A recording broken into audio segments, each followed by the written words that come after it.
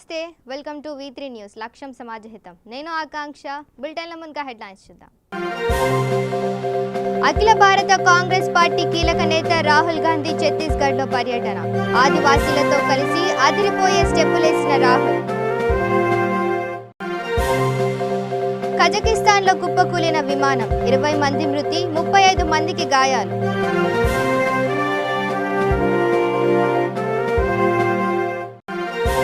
ముగిసిన IAF వజ్రాయుధం MiG-27 ప్రస్తావం Jodhpur వైమానిక స్థావరం నుంచి 7 MiG-27లకు చివరిసారి గగన విహారంతో వీడ్కోలు కృష్ణా జిల్లాలో పలు అభివృద్ధి పనులకు శంకుస్థాపన చేసిన మైలవరం శాసనసభ్యుడు వసంత కృష్ణ ప్రసాద్ పార్టీ రహితంగా అభివృద్ధి పథకాలను అందిస్తామని హామీ ఇక డీటెయిల్స్ చూస్తే కృష్ణా జిల్లా మైలవరం మండలంలో పెద్ద ఎత్తున పలు అభివృద్ధి పనులకు మైలవరం శాసనసభ్యుడు వసంత కృష్ణ ప్రసాద్ శంకుస్థాపనలు ప్రారంభోత్సవాలు చేశారు. గణపవరం గ్రామంలో 1.5 కోటి వ్యయంతో గ్రామంలో డ్రైన్ నిర్మాణ పనులకు శంకుస్థాపన చేశారు. ముందుగా డాక్టర్ వైఎస్ రాజశేఖర్ రెడ్డి మేనల్లుడు యువరాజ్ రెడ్డి ఇంటికి వెళ్లి మర్యాదపూర్వకంగా కలిశారు. తర్వాత ఆయనతో కలిసి వైఎస్ఆర్ విగ్రహానికి పూలమాలలు వేసి నివాళులర్పించారు. అనంతరం శంకుస్థాపన కార్యక్రమంలో పాల్గొన్నారు. ఈ సందర్భంగా ఏర్పాటు చేసిన కార్యక్రమంలో ఎమ్మెల్యే మాట్లాడుతూ గ్రామంలో పార్టీ రహితంగా అందరికీ అభివృద్ధి పథకాలు అందించనున్నట్లు తెలిపారు.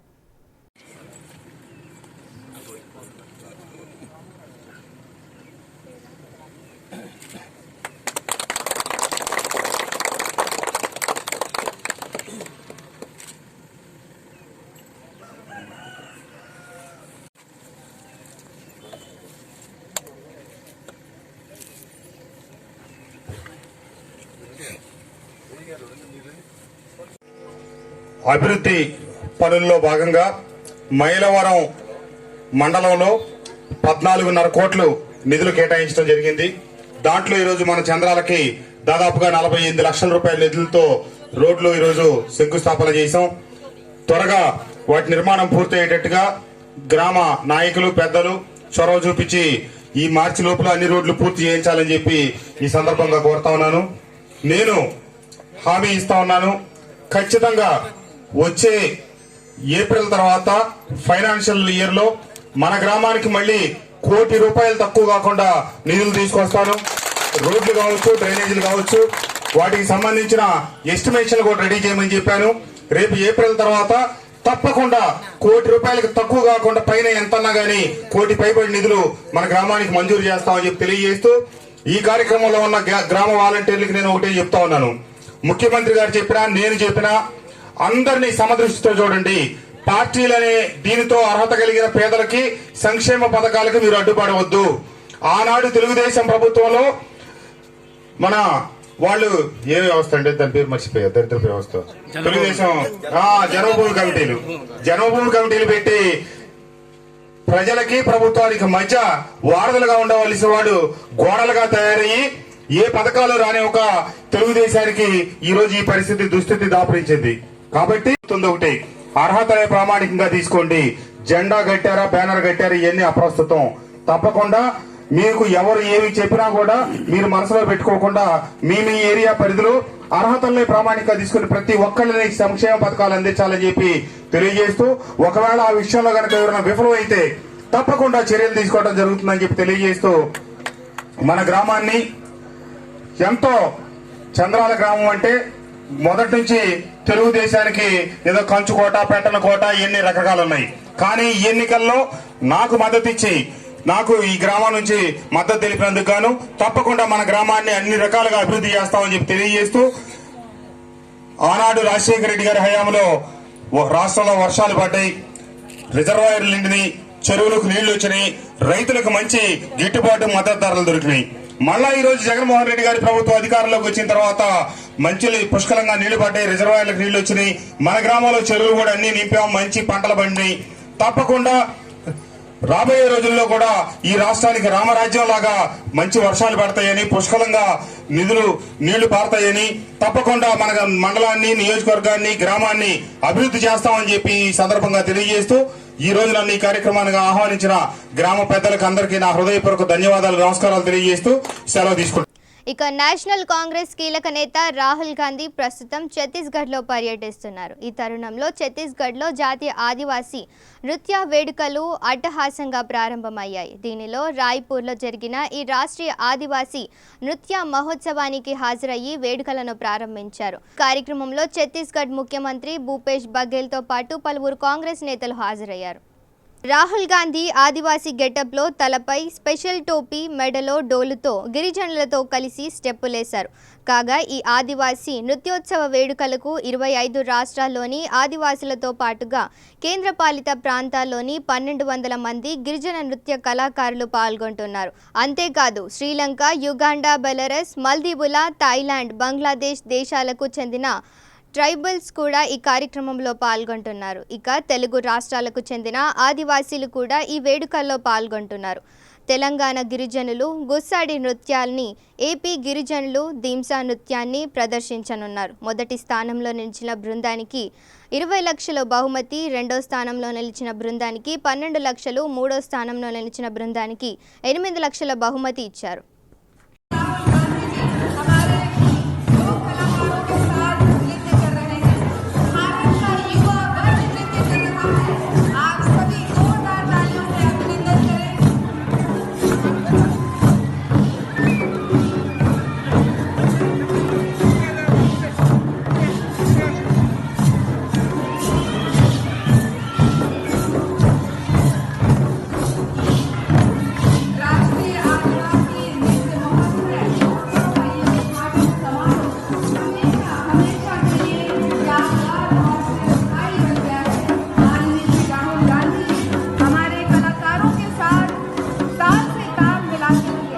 ఇక కజకిస్తాన్లో ఘోర విమాన ప్రమాదం చోటు చేసుకుంది. ఆల్మాటీ నగర్లోని విమానాశ్రయం నుంచి బయలుదేరిన బెక్ ఎయిర్కు చెందిన విమానం టేకాఫ్ అయిన కొద్దిసేపటికే కుప్పకూలింది. ప్రమాదం జరిగిన సమయంలో విమానంలో 100 మంది ఉన్నారు. వీరిలో 95 మంది ప్రయాణికులు కాగా 5 సిబ్బంది. ఈ ప్రమాదంలో ఎంతమంది చనిపోయారన్న దానిపై సమాచారం లేదు. ప్రస్తుతానికి కనీసం 14 మంది చనిపోయినట్లు అధికారులు గుర్తించారు. మరో 35 మంది గాయపడినట్లు తెలిపారు. వారిని వెంటనే స్థానిక ఆసుపత్రికి తరలించారు. వారిలో చాలా మంది పరిస్థితి విషమంగా ఉన్నట్లు సమాచారం. టేకాఫ్ అయిన కొద్దిసేపటికే విమానాశ్రయానికి సమీపంలోని 2 అంతస్తుల భవనాన్ని విమానం ఢీకొట్టిందని స్థానిక మంత్రి ఒకరు తెలిపారు.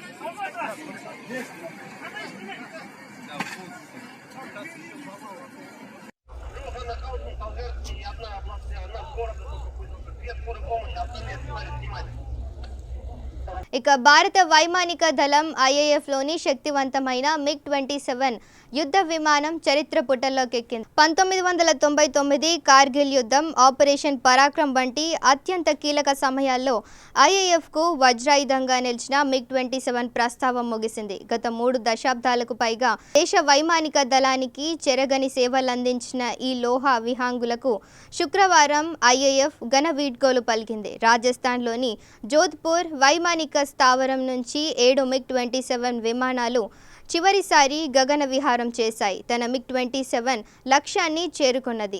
తానిచ్చిన వాగ్దానాల్ని నిలబెట్టుకున్నది.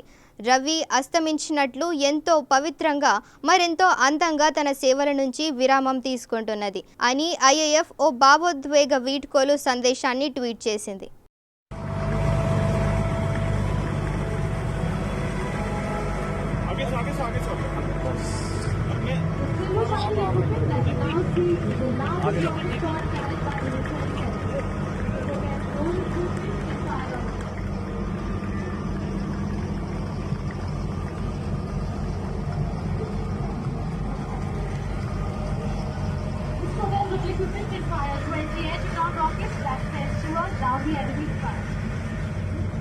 Right behind the rocket car is a multi-tank wall rack and multiple doors.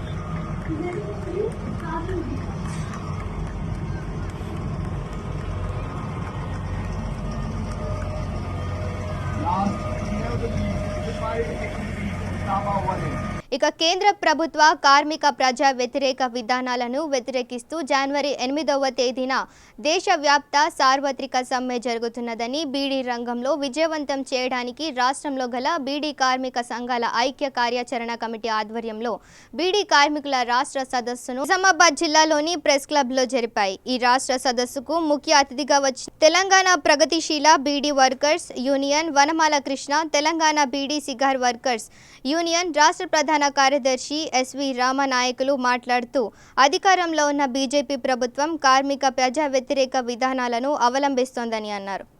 ఈసేవల చుట్టూ, మండలాల చుట్టూ, ఎంఆర్ఓ ఆఫీసుల చుట్టూ, అట్లా ఈ కంపెనీల చుట్టూ తిరుగుతా ఉన్నా కూడా ఎంతమంది రాజకీయ నాయకులకు కానీ ప్రభుత్వ అధికారులకు కానీ ఎన్నిసార్లు చెప్పినా అసలు బీడీ కార్మికుల పరిస్థితి పట్టించుకోని పరిస్థితి ఇవాళ దాపించింది.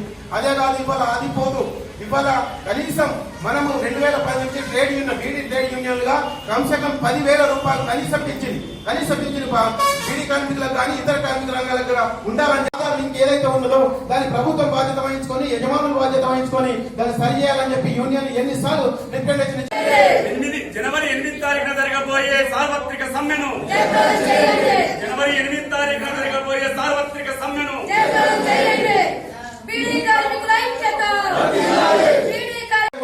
ఇవాళ రాష్ట్రంలో ఉన్న టీఆర్ఎస్ ప్రభుత్వం గాని కేంద్రంలో ఉన్న బీజేపీ ప్రభుత్వం గాని అందే పరిస్థితిలో లేదు.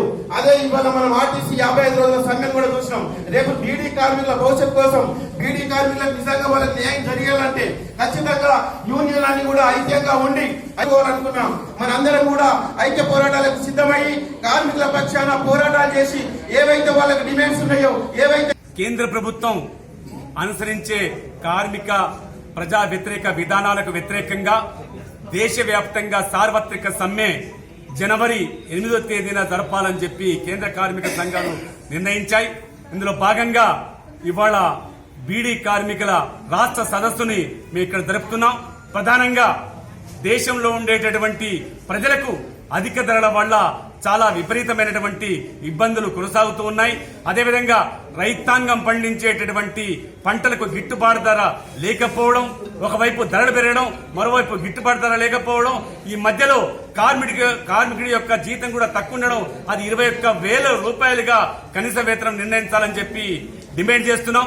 అదేవిధంగా ప్రభుత్వ రంగ పరిశ్రమలన్నింటినీ ప్రైవేటీకరించడాన్ని ఆపుదల చేయాలని, సమాన పనికి సమాన వేతనం ఇవ్వాలనేటటువంటి డిమాండ్ తో పాటు 15 డిమాండ్లతో బీడీ పరిశ్రమ ఎదుర్కొంటున్నటువంటి ముఖ్యంగా బీడీ కట్టపై 85% ఆరోగ్య హెచ్చరికల గుర్తుని రద్దు చేయాలని, అదేవిధంగా బీడీ పరిశ్రమ పైన వేసినటువంటి జీఎస్టీ ట్యాక్స్ 28% రద్దు చేయాలనే డిమాండ్ చేస్తూ ఈ సార్వత్రిక సమ్మెలో కార్మికులంతా పాల్గొనాలనే ఉద్దేశంతో సన్నాహక సదస్సుని నిర్వహిస్తున్నాం. కనుక ఈ సందర్భంగా బీడీ కార్మికులందరికీ విజ్ఞప్తి చేస్తున్నాం, సార్వత్రిక సమ్మెలో పెద్ద ఎత్తున పాల్గొని జయప్రదం చేయాల్సిందిగా ఐఎఫ్టీ రాష్ట్ర కమిటీగా విజ్ఞప్తి చేస్తున్నాం. కేంద్రంలో బీజేపీ ప్రభుత్వం రెండోసారి అధికారంలోకి వచ్చిన తర్వాత కార్మిక వ్యతిరేక ప్రజా వ్యతిరేక విధానాలను అవలంబిస్తుంది. మరింత దూకుడుగా ఈరోజు అధిక మెజార్టీ వచ్చిన తర్వాత ఈరోజు మరింత ఒత్తిడి పెంచడానికి ప్రయత్నాలు చేస్తుంది. అందులో భాగంగానే ఈరోజు కార్మిక చట్టాలు బ్రిటిష్ నాటి కాలంలో సాధించుకున్నటువంటి కార్మిక చట్టాలను కూడా ఈరోజు సవరింపజేసింది. ఈరోజు 42 కార్మిక చట్టాలని 4 కోళ్లుగా విభజించి కార్మికులకి నష్టం చేసేటటువంటి పని చేస్తుంది. 2 కోట్ల ఉద్యోగాలు ఇస్తామని చెప్పేసి అధికారంలోకి వచ్చిన తర్వాత కోటి కాదు 1,00,000 ఉద్యోగాలు ఇవ్వనటువంటి పరిస్థితి, ఉన్న ఉద్యోగాలు ఈరోజు ఊడబెక్కేటటువంటి పరిస్థితి చేస్తుంది. అధిక ధరల్ని నియంత్రించాల్సినటువంటి ప్రభుత్వం అధిక ధరలను నియంత్రించకుండా విఫలమైనటువంటి పరిస్థితి. ఆ విఫలమైనటువంటి దాంట్లో నుంచి ప్రభుత్వం తన బాధ్యత నుంచి తప్పుకోవాలని చెప్పేసి ఈరోజు ప్రైవేటీకరణ అని చెప్పేసి ముందుకు తీసుకొస్తుంది. స్కీమ్ వర్కర్ని ప్రైవేటీకరణ చేయాలి అని చెప్పేసి ఈరోజు ఆ రకమైనటువంటి నిర్ణయం తీసుకుంది. అందుకోసం ఈ నేపథ్యంలో కేంద్ర కార్మిక సంఘాలన్నీ కూడా ఈ ప్రభుత్వం అనుసరిస్తున్నటువంటి కార్మిక వ్యతిరేక విధానాలకి నిరసనగా జనవరి 8వ తారీఖున దేశవ్యాప్త సమ్మె చేయాలని చెప్పేసి కార్మిక సంఘాలు, ఉద్యోగ సంఘాలు పిలుపునిచ్చాయి. ఇందులో భాగంగానే ఈ బీడీ ఇండస్ట్రీలో ఉండేటటువంటి అన్ని కార్మిక సంఘాలు సంయుక్తంగా ఈ రోజు ఇక్కడ రాష్ట్ర సదస్సును నిర్వహిస్తున్నాయి. బీడీ ఇండస్ట్రీలో ఉండేటటువంటి బీడీ కార్మికుల సమస్యల పరిష్కారం కోసం జనవరి 8వ తారీఖున జరిగేటటువంటి సార్వత్రిక సమ్మెలో పాల్గొనాలని చెప్పేసి బీడీ కార్మిక సంఘాల ఐక్య కార్యాచరణ కమిటీ పేరుతో పిలుపునిస్తున్నాం.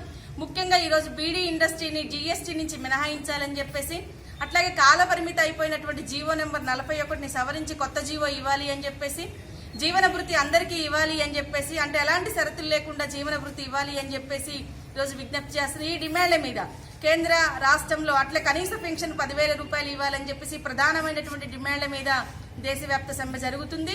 ఈ సమ్మెలో బీడీ ఇండస్ట్రీలో ఉండేటటువంటి కార్మికులందరూ, అన్ని కేటగిరీ కార్మికులందరూ కూడా పాల్గొనాలని చెప్పేసి ఈ సందర్భంగా పిలుపునిస్తున్నాం. S Rama, Telangana beedi and cigar workers union రాష్ట్ర ప్రధాన కార్యదర్శి.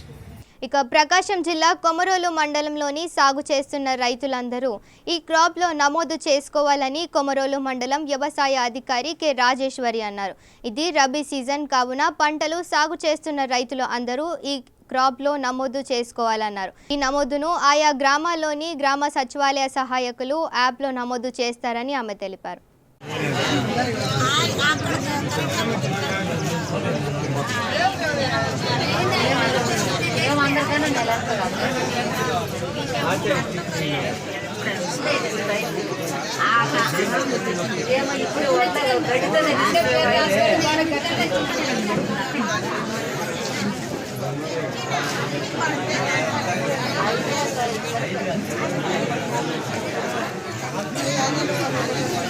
అయితే 10 వేసుకోవాలి.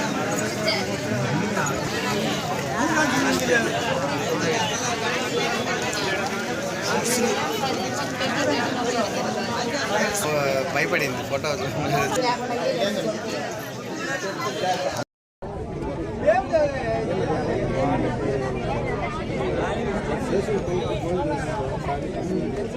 స్టాక్ లేదంట. కన్నడ అయితే సర్వర్ పనిచేయదు. వీడియో తీసిన ఫోటో తీసిన రెండు వీడియోనా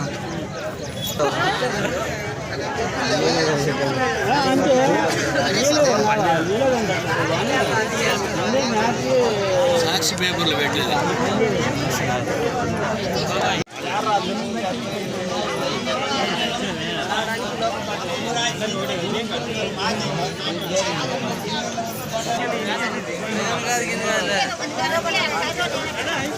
పిల్లలు గుర్తు పెట్టుకున్నది.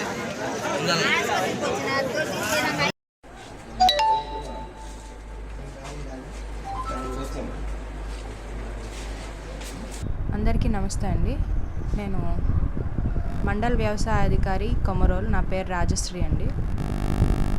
21వ తారీఖు నుంచి మనం కొమరోలు మండలంలో సబ్సిడీపై శనగలు అనేవి డిస్ట్రిబ్యూట్ చేయడం జరుగుతుంది. గత 5 రోజులుగా 4 గ్రామాలు అంటే రాజుపాలెం, రెడ్డిచర్ల, కొమరోలు, ఎడమకల్లు రైతులకు 1564 మంది రైతులకు 1265 క్వింటాల్ శనగలు సబ్సిడీపై ఇవ్వడం జరిగిందండి.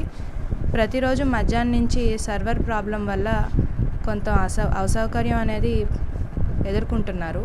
వాళ్ళందరికీ కూడా ఈ డేట్ అయిపోయినా కూడా షెడ్యూల్ తర్వాత కూడా వాళ్ళకి ఊర్లోకే వచ్చి ఓటీపీలు ఇవ్వడం జరుగుతుంది. ఎటువంటి ఇబ్బంది ఉండదు రైతులకి. అందరికీ అర్హులైన రైతులందరికీ శనగలు సబ్సిడీపై అందించడం జరుగుతుందని తెలియజేస్తున్నాను. ఇక సికింద్రాబాద్లోని మెట్టుగూడలో కొలువైన అయ్యప్ప స్వామి దేవాలయంలో అయ్యప్ప భక్తులు పడి పూజ చేస్తూ చిలకలగూడ నుంచి మెట్టుగూడ వరకు ర్యాలీ నిర్వహించారు. ఈ ర్యాలీలో అయ్యప్ప భక్తులు, అయ్యప్ప స్వాములు పెద్ద ఎత్తున పాల్గొన్నారు.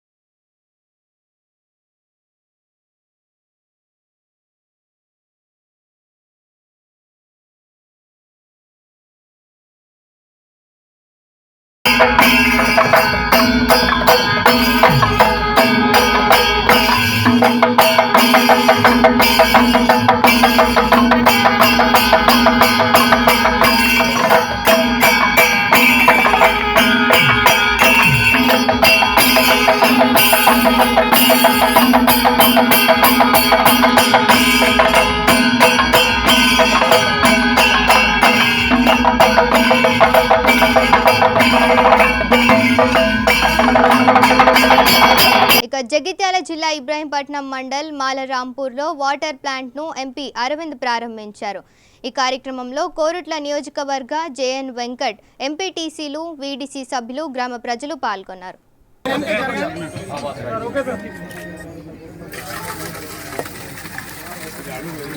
అరవిందన్న నాయకత్వం డాక్టర్ వెంకట్ గారి నాయకత్వం అరవిందన్న నాయకత్వం బీజేపీ జిందాబాద్ బీజేపీ జిందాబాద్ మనజన ఇంకో బిల్ ఏ Ajay sir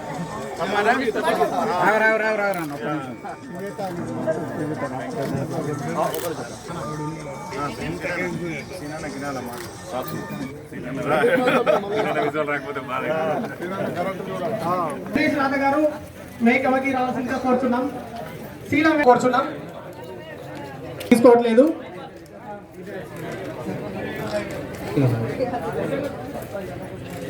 Srikanth, మూలారంపూర్ Srikanth. Hello, MP అనందన్న గారికి మా ఊరికి ఇచ్చేసినందుకు చాలా సంతోషంగా ఉంది. అలాగే మాకు ఇంకా చాలా బాగుంటుంది. మేము చాలా వెనుకబడిపోయాము. ఈ నడుస్తున్న కాలానికి మేము చాలా వెనుకబడిపోయాము సార్. దయతలిచి మా గ్రామాన్ని మొట్టమొదటిసారిగా మూలరాంపూర్ గ్రామానికి వచ్చినటువంటి పార్లమెంటు సభ్యులు, ఇక్కడికి వచ్చినటువంటి ఎంపీ అరవిందన్న గారికి, ఇంకా ఈ మొక్క కార్యక్రమానికి మన మండలంలో విచ్చేసిన మన ప్రియతమ నాయకుడు ఎంపీ అరవింద్ గారికి మనస్పూర్వకంగా మరొకసారి స్వాగతం పలుకుతున్నాను మీ అందరి ఆధ్వర్యంలో. అందరూ కూడా ముందుకొచ్చి ఆ రూమునంతా అలా లేకుండాది ఆ రూమును సొంత ఖర్చులతో తయారు చేయడం కూడా మనస్పూర్వకంగా మిమ్మల్ని అందరినీ కూడా వచ్చే ఎంపీ ఫండ్ నుంచి ఎంపీ ల్యాడ్స్ హెడ్ మాస్టర్ గారు సార్కు వినతి పత్రం అంది.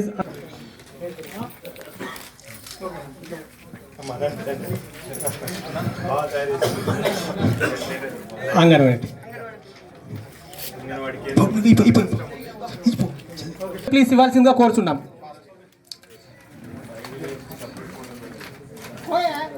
దానికి మన మూలరాంపూర్ ఇబ్రాహీంపట్నం మండల్ గ్రామాల తరపున ధన్యవాదాలు.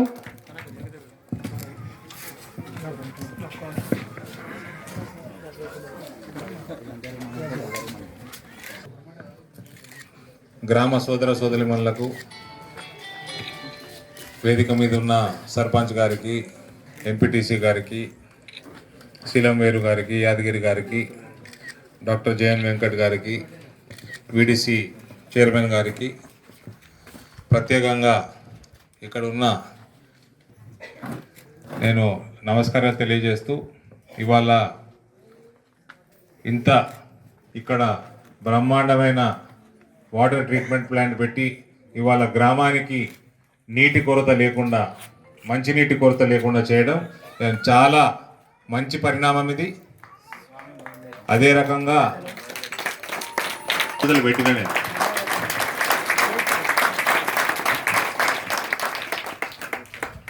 మాకు 5 గ్రామాలు తీసుకోవాలా 5 సంవత్సరాలలో. ఎక్స్ట్రా ఫండ్స్ ఏమి ఇస్తలేదు ప్రభుత్వం. కాబట్టి ఉన్న దాంట్లో కూడా మనం గ్రామాన్ని దత్తత తీసుకున్నాం కాబట్టి ప్రతి సంవత్సరం కూడా ఏదో వీలైనంత ఒక పని ఎవ్రీ ఇయర్ ఒక పని చేయాల్సిందిగా నేను నిర్ణయం చేసుకున్నాను. ఈ 5 గ్రామాలు ఏవైతున్నాయో నియోజకవర్గంలో తప్పకుండా వీలైనంత అభివృద్ధి ఇక్కడ తప్పకుండా చేసి మూలరాంపు ప్రజల ప్రేమాభిమానాన్ని తప్పకుండా నేను పొందుతా అని మీ అందరు కూడా తెలియజేస్తాను. నేను మీ అందరికీ విన్నవించుకుంటూ సెలవు తీసుకుంటాను. భారత్ మాతాకి. ఇక దేశంలోని అన్ని చట్ట సభల్లోనూ కుల మతాలకు అతీతంగా ప్రతి ఒక్కరి గోడు పట్టించుకోనంత వరకు భారతదేశం ఉపాధి, ఆర్థిక రంగాల్లో ముందుకు వెళ్లే అవకాశమే లేదని కాంగ్రెస్ నేత రాహుల్ గాంధీ పేర్కొన్నారు. లోక్సభ సహా అసెంబ్లీలో అన్ని వర్గాల గొంతు విన్నప్పుడే నిరుద్యోగ సమస్య, ఆర్థిక సంక్షోభానికి పరిష్కారం దొరుకుతుందన్నారు. ఛత్తీస్గఢ్లోని రాయ్పూర్లో రాహుల్ మాట్లాడుతూ అన్ని మతాలు కులాలను కలుపుకొని పోనంత వరకు భారత ఆర్థిక వ్యవస్థ నడిపించడం సాధ్యం కాదు. లోక్సభలో, శాసనసభలో ప్రతి భారతీయుడి గొంతు విన్నప్పుడే నిరుద్యోగ సమస్య, ఆర్థిక సమస్య గాడిలో పడతాయి అని పేర్కొన్నారు. आप सबका यहाँ बहुत बहुत स्वागत, नमस्कार।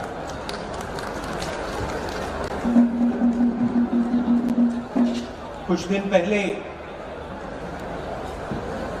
बघेल जी ने मुझे कहा कि छत्तीसगढ़ में आदिवासियों का महोत्सव, डांस और म्यूजिक का फेस्टिवल किया जा रहा है, और उन्होंने मुझसे पूछा अगर मैं आऊंगा।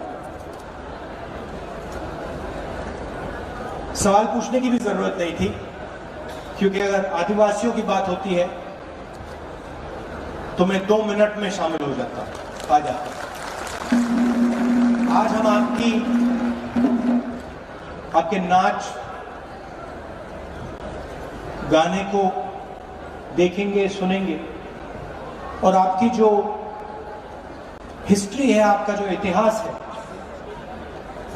उसके बारे में हमें थोड़ा सा समझने को मिलेगा। मगर मैं ये नहीं चाहता हूं कि सिर्फ आज हम आपकी आवाज सुने, आपके नाच को देखें। मैं चाहता हूं कि छत्तीसगढ़ की सरकार में, छत्तीसगढ़ को चलाने में आपकी आवाज सुनाई दे और आपके जो विचार हैं वो शामिल किए जाएं। दूर दूर से आदिवासी भाई बहन आए हैं, युगांडा से, हिंदुस्तान के अलग प्रदेशों से, बाकी देशों से आए हैं, और ये एक बहुत अच्छा कदम है, पहला कदम है, मगर बहुत अच्छा कदम है, और इसे हमें और तेजी से और मजबूती से आगे ले जाना है। आदिवासियों के सामने देश में बहुत समस्याएं हैं। खुशी से मैं कहता हूं कि छत्तीसगढ़ में आदिवासियों की आवाज सरकार में सुनाई दे रही है। तेंदू पत्ते की बात हो, आपको जमीन वापस देने की बात हो, मैल न्यूट्रिशन पे एक्शन लेने की बात हो, छत्तीसगढ़ की सरकार आपके साथ मिलकर काम कर रही है। और चीफ मिनिस्टर ने कहा, जो पहले यहां हिंसा हुआ करती थी उसमें कमी आई। कमी क्यों आई?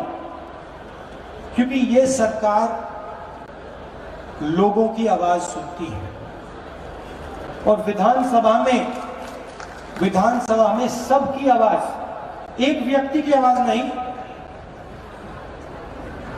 सबकी आवाज सुनाई देती है। देश की हालत आप जानते हैं, बाकी प्रदेशों में क्या हो रहा है आप सबको मालूम है। किसानों की समस्या, आत्महत्या, अर्थव्यवस्था की हालत, बेरोजगारी, ये आप जानते हो, दोहराने की जरूरत नहीं। मगर मैं सिर्फ एक बात कहना चाहता हूं, बिना सबको लिए, हर धर्म को। ఇక బులెటిన్ ముగించే ముందు హెడ్లైన్స్ మరోసారి చూద్దాం. అఖిల భారత కాంగ్రెస్ పార్టీ కీలక నేత రాహుల్ గాంధీ ఛత్తీస్గఢ్లో పర్యటన. ఆదివాసీలతో కలిసి అదిరిపోయే స్టెప్పులేసిన రాహుల్. కజకిస్తాన్లో కుప్పకూలిన విమానం, 20 మంది మృతి, 35 మందికి గాయాలు.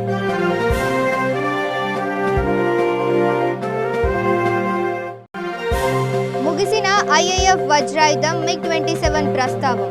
జోధ్పూర్ వైమానిక స్థావరం నుంచి 7 MiG-27లకు చివరిసారి గగన విహారంతో వీడ్కోలు.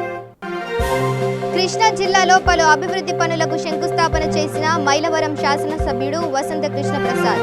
పార్టీ రహితంగా అభివృద్ధి పథకాలను అందిస్తామని హామీ. ఇవి bulletin updates. Stay tune to V3 news. లక్ష్యం సమాజహిత.